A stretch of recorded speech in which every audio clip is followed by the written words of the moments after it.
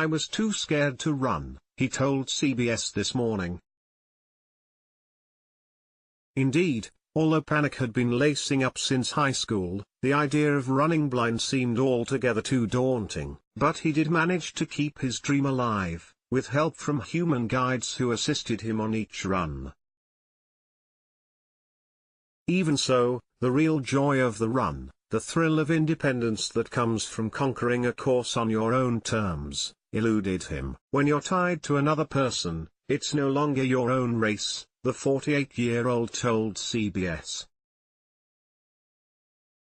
The independence isn't quite there. But Panek found a friend, indeed, man's best friend, who would help him reignite that sense of purpose. He started running with a guide dog named Gus.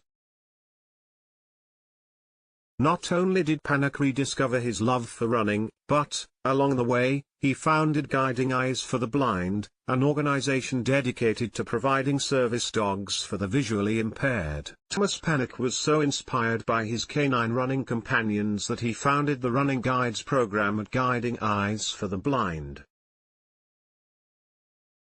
Photo, Craig Barrett/Getty Images. For Guiding Eyes for the Blind, Gus remained a stalwart at Panek's side for many races. And, last Sunday, the old dog glided across the finish line with his human at the New York City Half Marathon. In that moment, they both breezed into the history books. Panek, who finished the course in a little more than 2 hours and 20 minutes, became the first blind runner to complete the race led by dogs.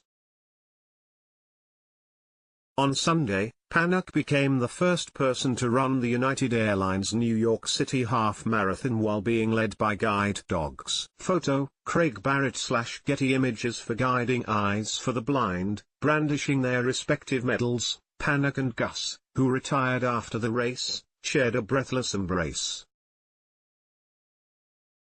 "It's a little emotional for me because he's been there with me the whole time," Panek told CNN. But Panek was quick to point out that it wasn't just Gus who provided the wind beneath his running shoes.